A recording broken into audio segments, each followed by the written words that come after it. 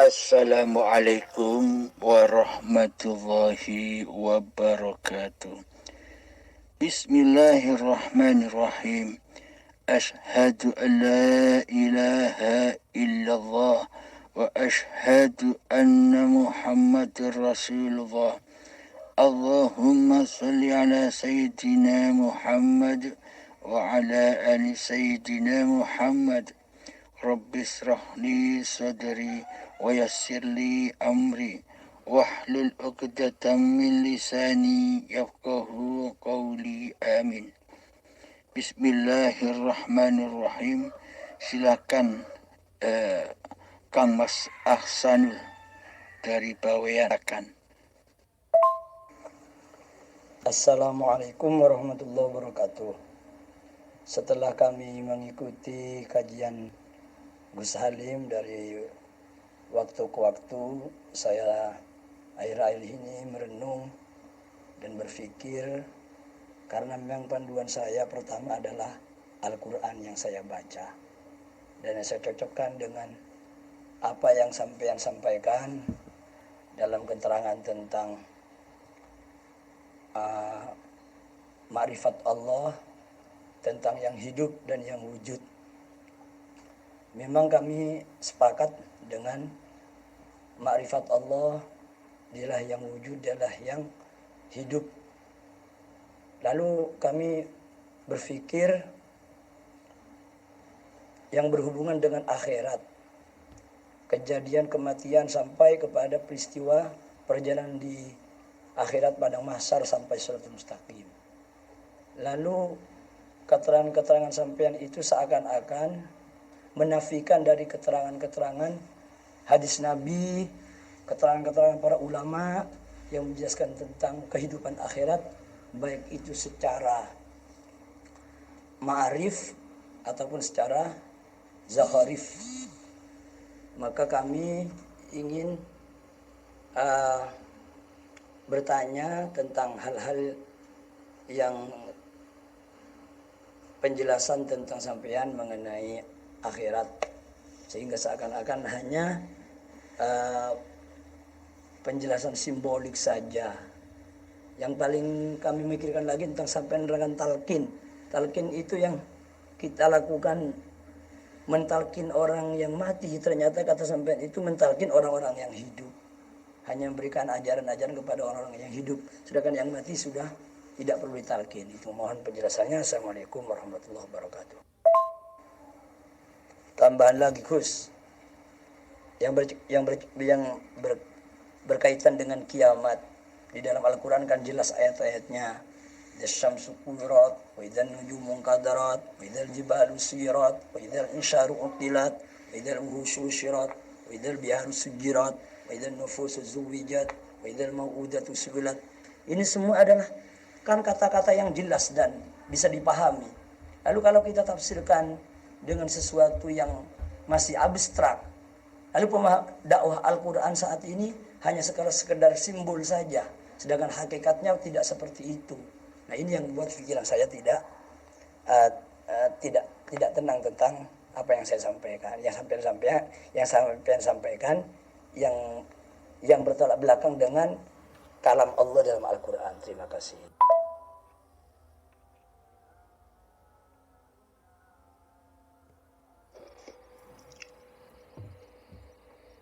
Waalaikumsalam warahmatullahi wabarakatuh. Buat Kang Ahsanul Haq Bawean, pada intinya ada 4 pertanyaan. 1, akhirat, kematian, talqin, dan kiamat. Sebelum kami mengkaji pertanyaan saudara Ahsanul Haq Bawean, kami terangkan dulu syahadat.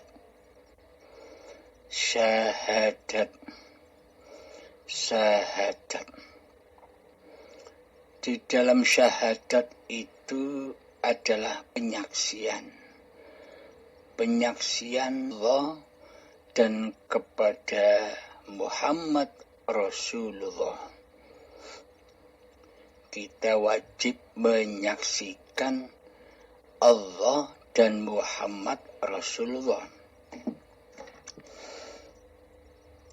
Akan tetapi bila kita masih erat kewujudan diri manusia kita, bila kita masih merasa wujud daripada Allah yang menciptakan diri kita, maka kita akan sulit memahami tentang syahadat. Karena selama ini kita merasa lebih wujud daripada Allah yang menciptakan diri kita. Maka dari itu, agama di sisi Allah itu adalah awwaluddin ma'rifatullah. Yang dimaksud agama di sisi Allah itu adalah ma'rifat kepada Allah, yakni tahu Allah, mengenal Allah, bertemu Allah. Apa tujuannya mengenal, tahu, dan bertemu Allah?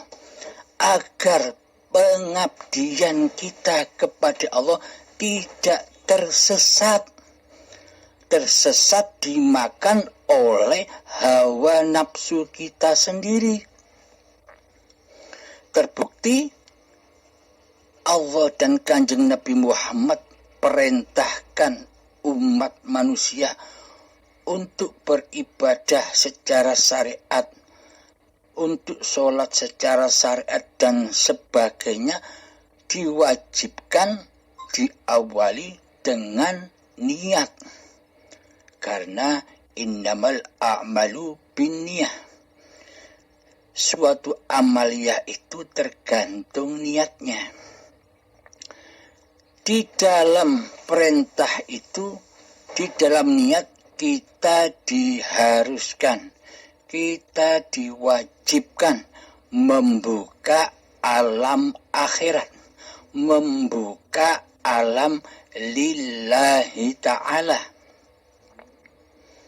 Akan tetapi selama ini kita tak bisa membuka alam akhirat itu, tidak bisa membuka alam lillahi ta'ala itu.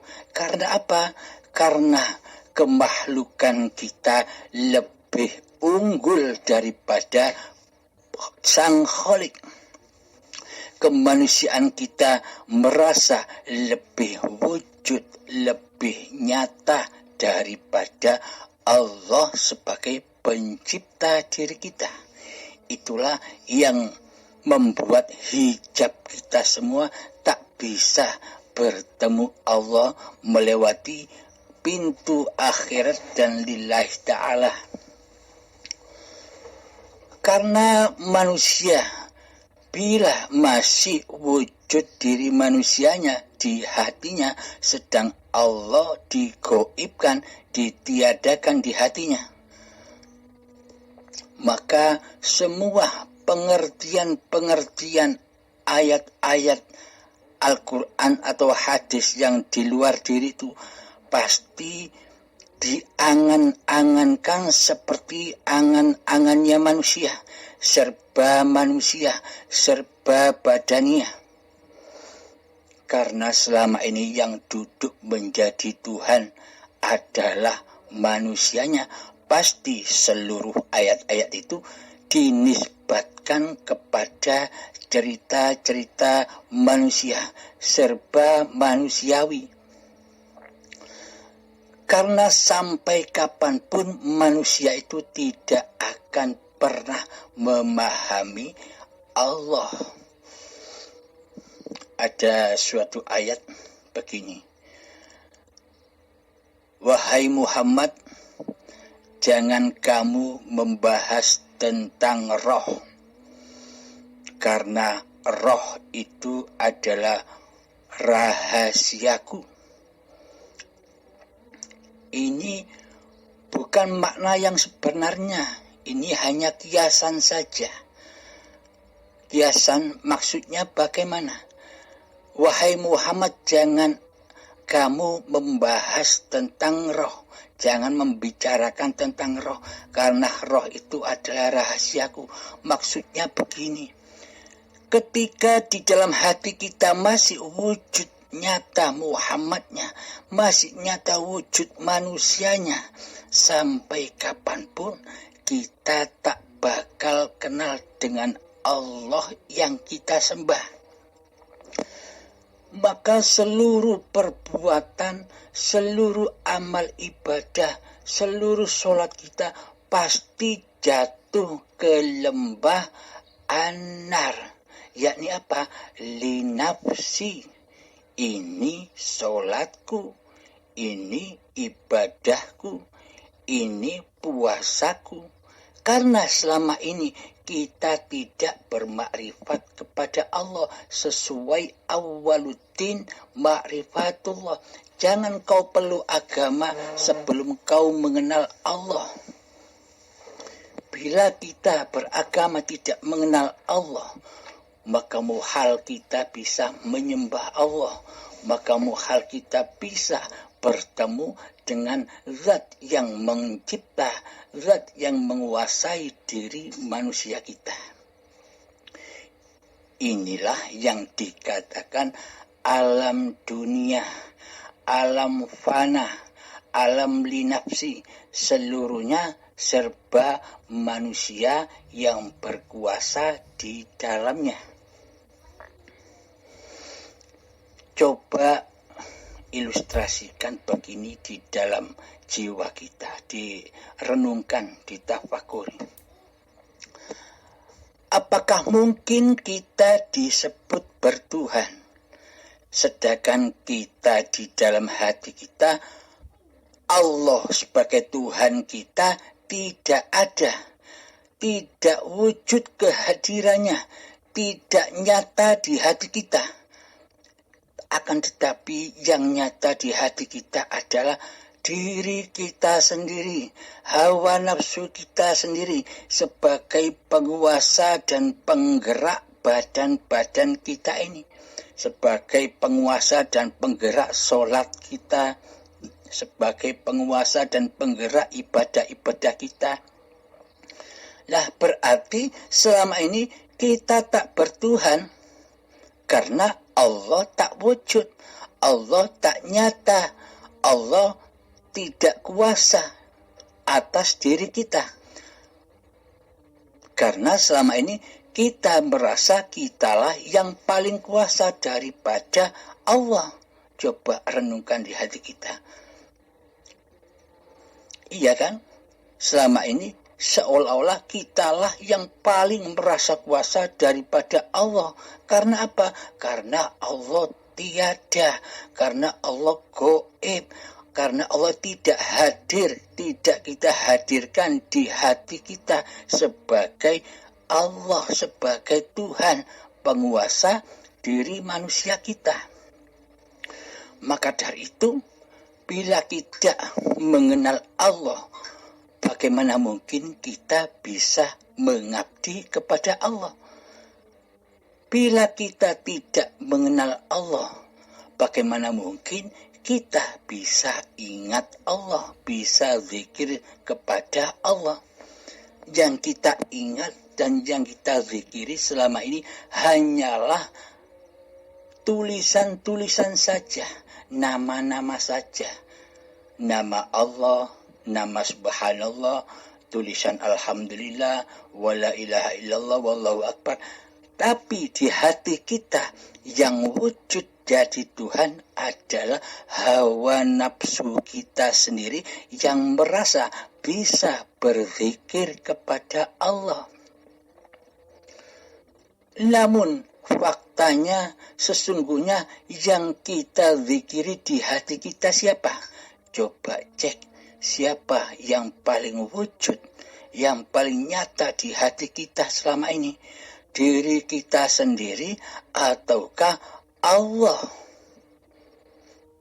Dan coba cek seluruh ibadah-ibadah kita, li nafsi ataukah lillahi ta'ala. Coba cek sholat kita. Apakah kita bisa sholat dengan khusyuk? Sholat yang seperti yang dilakukan oleh para nabi dan para rasul. Apakah mungkin hati Kanjeng Nabi Muhammad ketika sholat hatinya biayaan, menyaksikan dunia, menyaksikan dirinya yang sholat? Tidak mungkin. Hati Nabi pasti mengesahkan Allah di dalamnya, memahabesarkan Allah di dalamnya, daripada memahabesarkan kemakhlukannya, kewujudan Muhammadnya. Maka Allah lah yang diwujudkan, yang dihadirkan di hatinya. Inilah yang disebut bertuhan, yakni hati yang selalu mentauhidkan Allah daripada mentauhidkan diri kita sendiri di hati kita. Kita selama ini hanya mencontoh lahiriah Kanjeng Nabi Muhammad saja. Kita tidak mencontoh bagaimana perjuangan Kanjeng Nabi ketika sebelum jadi Nabi, yakni bertapa, berkholwat, mujahadah di dalam gua Hira selama 15 tahun demi mencari Tuhannya. Maka dari itu, untuk bermakrifat kepada Allah, awaluddin ma'rifatullah, marilah kita jalani melewati pintu melewati pintu man arafa nafsahu faqad arafa rabbahu. Barang siapa yang bermakrifat kepada siapa hakikat diri sejatinya yang tak wujud, yang tak ada, yang mati, yang buta, yang bodoh, yang tuli, yang bisu, maka nyatalah Allah yang wujud, Allah yang hidup, Allah yang melihat, Allah yang mendengar, Allah yang berilmu, Allah yang berkuasa, dan Allah yang berkalam. Maka dari itu, bila kita tidak bermakrifat kepada diri kita, bagaimana mungkin kita bisa bermakrifat kepada Allah? Bila diri kita selalu ingin menjadi Allah, ingin menjadi Tuhan, maka pastilah kita merasa memiliki semua sifat-sifatnya Allah yang ada di dalam sifat wajibnya Allah. Wujud kita kuasai sebagai wujud diri kita. Hidup kita kuasai sebagai hidup kita. Kuasa kita kuasai kuasa kita. Ilmu kita kuasai sebagai ilmu kita. Melihat kita kuasai sebagai melihat kita. Mendengar kita kuasai sebagai pendengaran kita. Berkata kita kuasai sebagai kalam-kalam kita. Maka seluruh sifat Allah sudah kita kuasai selama ini, sehingga Allah goib di dalam hati kita. Jadi bagaimana mungkin kita bisa menyembah Allah, mengabdi kepada Allah, sementara yang kita sembah, yang kita abdi, kita tiadakan. Yang kita adakan, yang kita wujudkan selama ini adalah diri manusia kita sendiri di hati kita. Allah itu hanya memandang babakan hati. Allah tidak memandang rupa dan hartamu. Allah tidak memandang amaliyah dan ilmu badaniyahmu.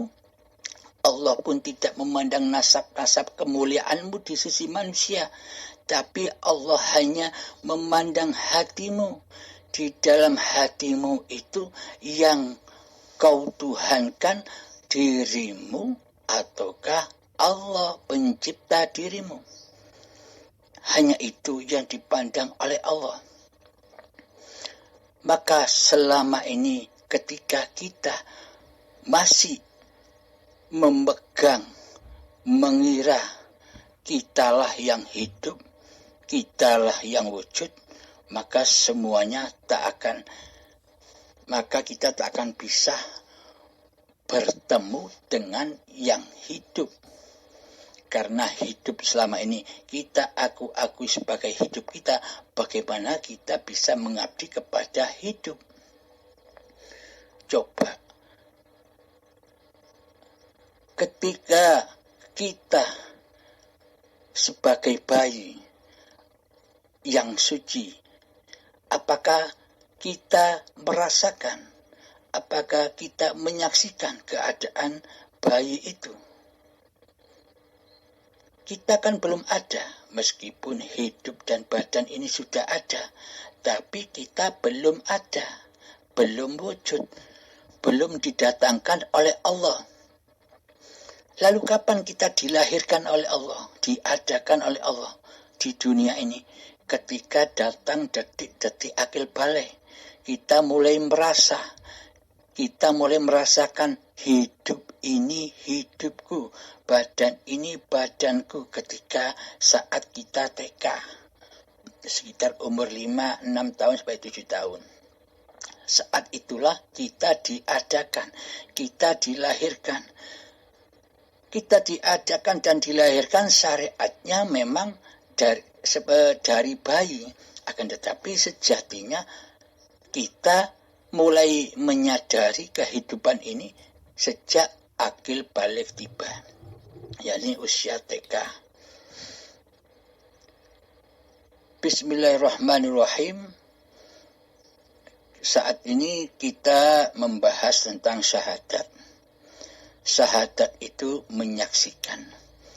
Apakah mungkin, kata orang-orang awam begini, karena yang wujud jadi Tuhan selama ini di hatinya, yakni hawa nafsunya, yang menguasai wujud hidup dan kuasa ini masih hawa nafsunya, maka pandangan hatinya pasti mengangan-angankan. Kalau menyaksikan Allah, mana mungkin bisa di dunia ini? Itu tentang syahadat. Bersyahadat menyaksikan Allah itu bagaimana mungkin? Allah gaib. Tidak mungkin bisa menyaksikan Allah.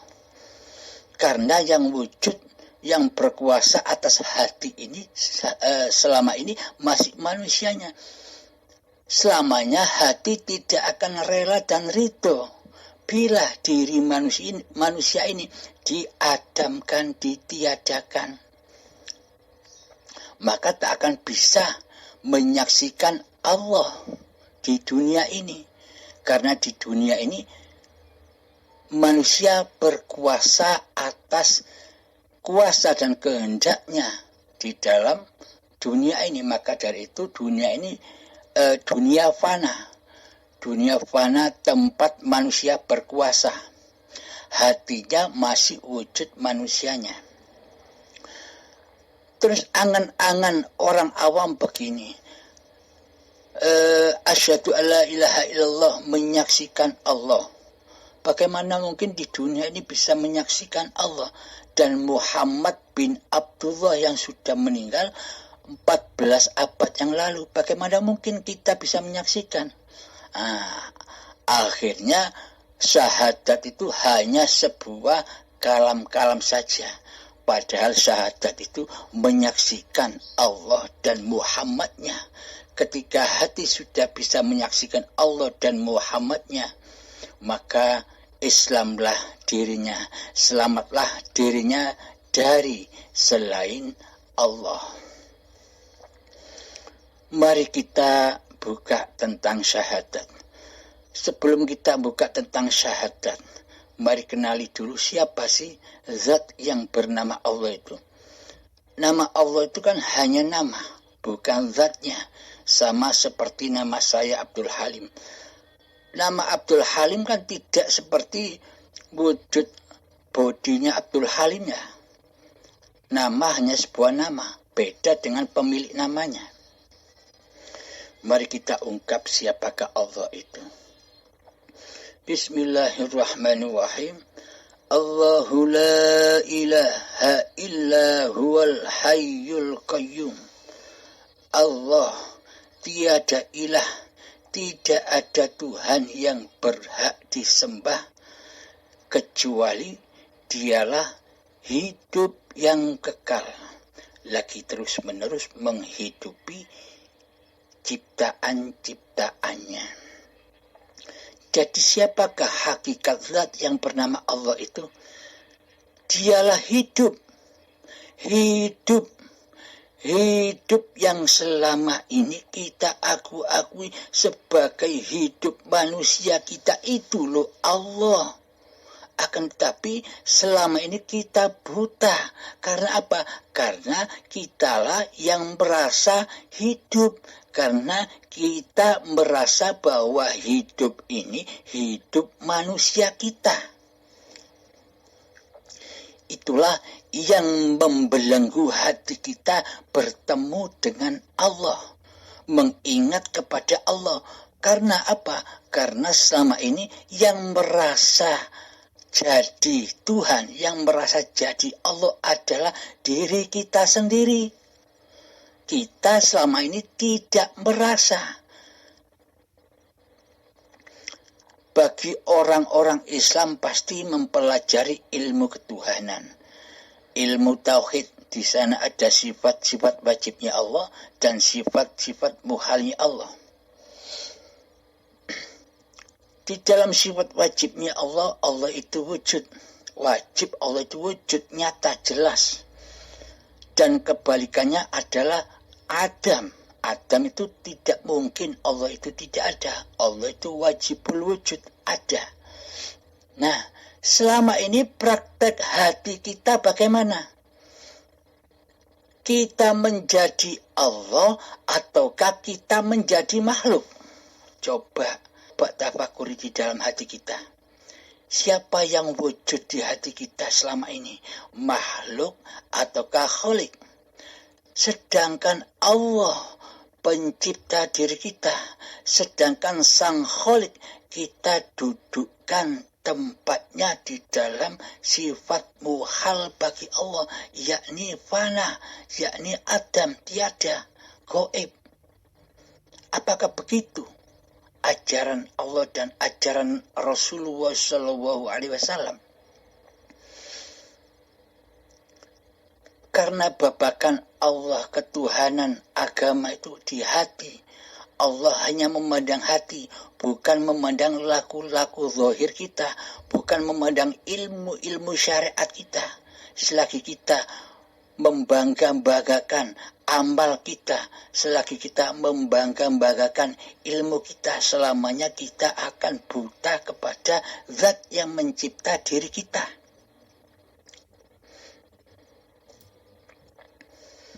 Nah, coba selama ini kita tafakuri. Yang wujud itu siapa di dalam hati kita?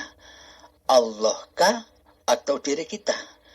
Bila yang wujud di hati kita diri kita, berarti yang wujud kan diri kita. Berarti wujud itu kan sifatnya Tuhan. Berarti selama ini kita tidak merasa telah menduduki posisi Allah. Tapi kita tidak sadar, tapi kita tidak merasa jadi Allah. Sedang Allah kita goibkan, kita tiadakan keberadaannya, kita taruh di dalam sifat muhalnya Allah sendiri. Kita taruh di dalam sifat Adam. Allah tidak ada, tidak wujud, tidak nyata, goib. Yang nyata di dalam hati kita, ya kita sendiri. Nah, apakah demikian yang disebut bertuhan? Sedangkan di hati kita tidak ada Tuhan selain diri kita sendiri selama ini. Nah, siapakah Allah itu? Dialah hidup yang menghidupi manusia. Ya, hidup inilah Allah. Akan tetapi manusia takkan rela, manusia takkan ridho bila hidup ini Allah. Karena apa? Karena saking lamanya kita duduk-duduk, tenguk-tenguk menjadi Allah selama ini. Maka dari itu sangat berat, sangat alot melepaskan kekuasaan ini sangat berat, sangat alot melepaskan kewujudan diri manusia ini. Sangat berat, sangat alot melepaskan semua kekuasaan ini kepada pemiliknya. Karena apa? Karena kita sudah lamanya menjadi Tuhan, menjadi Allah, tapi kita tidak terasa. Maka dari itu ada ayat, matilah sebelum matimu, hisablah dirimu sebelum kau dihisab. Apakah kita menunggu sakaratul maut agar kita sadar akan kegoiban, akan ketiadaan diri kita sendiri? Semua perbuatan manusia pasti ada pembalasannya. Di mana pembalasannya? Ya di sakaratul maut, dikelongkop semua hingga suci. Dikelongkop azab yang pedih di saat sakaratul maut. Apa yang kau akui selama ini di dalam hatimu? Wujud engkau akui sebagai wujud diri manusiamu dikelongkop saat sakaratul maut. Sakitnya seperti kambing disayat, dikelongkop kulitnya secara hidup-hidup, dan sakitnya 1000 kalinya, saking sakitnya. Terus apalagi yang kita akui sebagai milik kita? Hidup dikelongkop, dikembalikan hidup yang bukan milik manusia. Terus apalagi yang kita akui? Ilmu, dikelongkop ilmunya. Terus apalagi yang kita bangga-banggakan di dunia ini? Amal, dikelongkop amalnya. Terus apalagi yang kita cintai di dunia ini? Keluarga, anak, istri, dunia ikut membantu ngelongkop saat kita sakaratul maut. Jadi sakaratul maut itu adalah hakikatnya kiamat. Runtuhnya kewujudan diri manusia kita, runtuhnya kehidupan diri manusia kita, runtuhnya apa-apa yang kita akui sebagai milik kita selama ini, sehingga menjadi suci kembali seperti bayi. Inna lillahi, darikulah yang suci, bayi-bayi itu suci. Wa inna ilaihi raji'un, ketika sudah kembali kewujudan, kekuasaan, kehidupan kepada Allah, maka suci kembali seperti bayi. Ketika ajal menjemput, badan-badan ini sudah suci bersih, kembali menjadi tanah. Kenapa disebut suci bersih? Karena di dalam badan yang mati ini sudah tidak ada pengakuan-pengakuan, sudah tidak bisa mengaku-ngakui bahwa badan ini miliknya seseorang. Seperti bayi dahulu, meskipun hidup dan badan ini sudah ada, tapi manusianya belum ada. Inilah yang dimaksud kesucian. Dan inilah yang dimaksud kiamat. Terus talqin marrobuka. Coba kita hayati, coba kita tafakuri. Kira-kira mayat yang sudah tiada kehidupannya, tiada pengertiannya, tiada pendengarannya, tiada penglihatannya, apakah bisa mayat mendengarkan talqin dari Pak Mudin? Siapakah yang paling mendengar talqin tuntunan dari Pak Mudin itu? Marrobuka, siapakah Tuhanmu? Jawablah, Allahu Rabbi. Seakan-akan Pak Mudin itu menalkin mayat. Kematian itu sama mati itu saudaranya tidur, dan tidur saudaranya mati. Coba, jangankan mayat yang sudah mati. Ketika kita tidur dengan nyenyaknya, kira-kira ketika ada Pak Mudin menalkin kita yang sedang tidur, apakah kira-kira kita mendengar talqin yang dibacakan oleh Pak Mudin ketika kita tidur, meskipun kita belum mati, hidup masih ada, tapi kita tertidur. Kira-kira kita ditalqin merasa tidak ketika tidur nyenyak?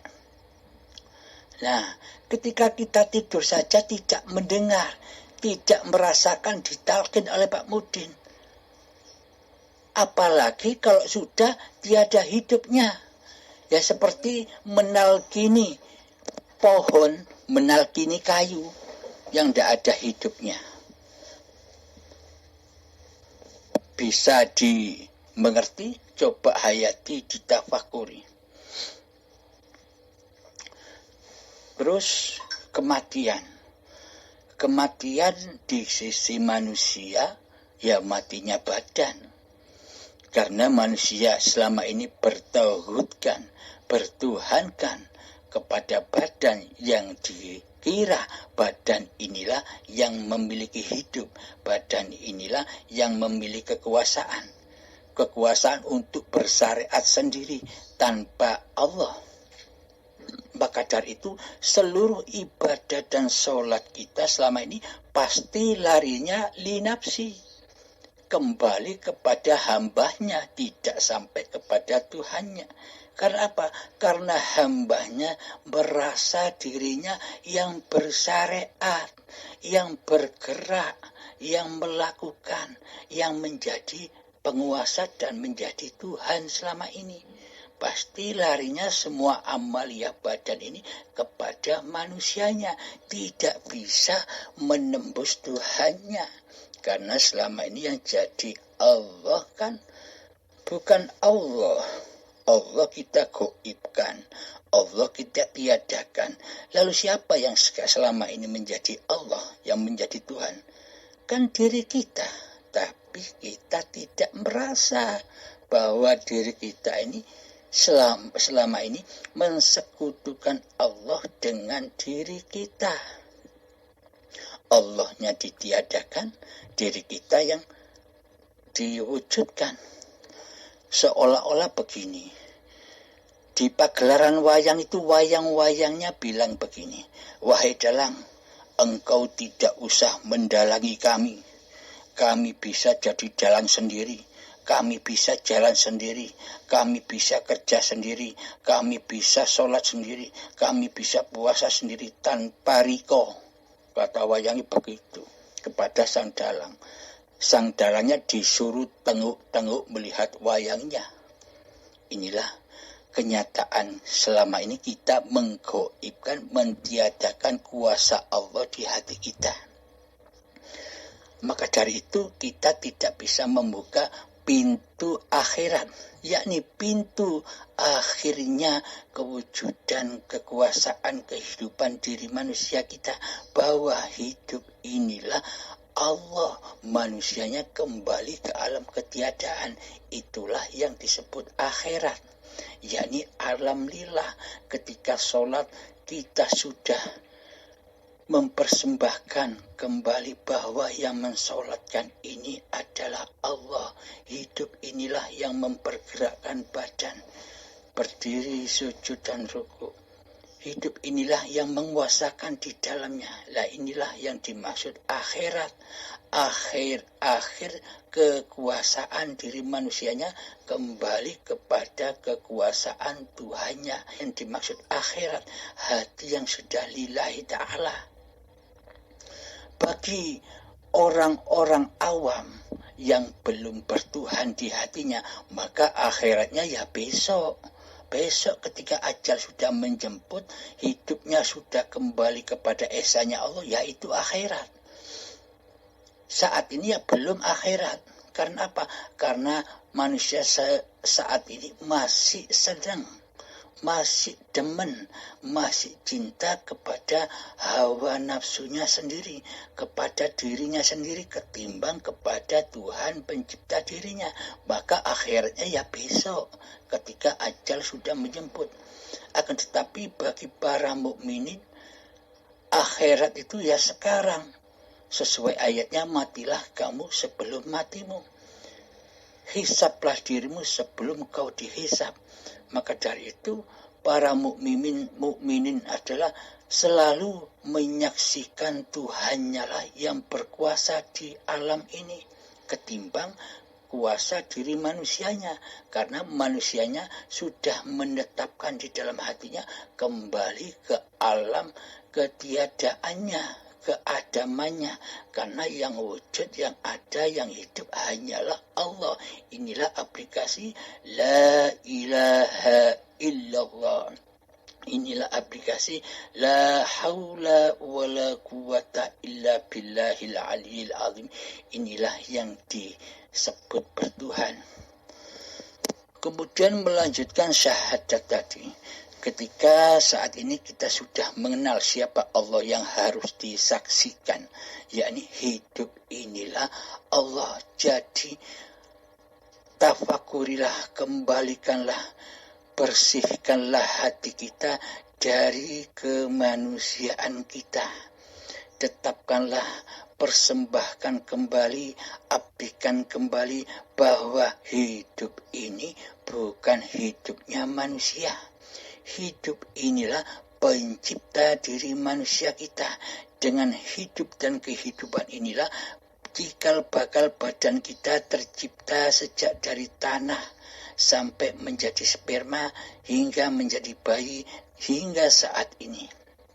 Hidup itulah yang membimbing, hidup itulah yang memelihara, hidup itulah yang selalu menjaga, mengasihi sayangi tubuh-tubuh ciptaannya ini. Maka dari itu saksikan asyhadu alla ilaha illallah. Saya bersaksi bahwa hidup ini Allah. Wa asyhadu anna Muhammadur Rasulullah. Ingat, wa asyhadu anna Muhammadur Rasulullah ini kalimatnya bukan wa asyhadu anna Muhammad bin Abdullah. Kalau Muhammad bin Abdullah ya rujukannya kepada jasadnya Kanjeng Nabi Muhammad yang 14 abad yang lalu sudah wafat, meninggalkan kita semua. Yang dimaksud asyhadu an wa asyhadu anna Muhammad badan-badan seluruh manusia ini yang diciptakan oleh Allah, yang dijadikan khalifah Allah, wakil-wakil Allah, yakni wadah-wadahnya hidup. Jadi utusan-utusan Allah yang diutus oleh Allah, diutus sholat, diutus ibadah, diutus apapun, hanya Allah lah yang mengutus. Tak sebiji zarah pun sesuatu itu bergerak tanpa izinnya hidup, tanpa izin Allah. Maka seluruh pergerakan di alam semesta ini adalah gerakannya Allah sendiri. Maka saksikan di dalam hati kita, asyhadu an la ilaha illallah, saksikanlah hidup ini. Wa asyhadu anna Muhammad Rasulullah, dan saksikanlah badan ini bergerak dengan kuasa hidup Tuhannya. Tanpa hidupnya Allah, maka badan-badan ini takkan bisa bergerak. Bisanya badan-badan ini bergerak, mandi, sholat, bekerja, ke kantor, ke pasar, memasak. Bisanya badan-badan ini berlaku apa saja karena ada izinnya hidup, karena ada perintah daripada hidup, yakni kehendak kerenteknya hati itulah Allah.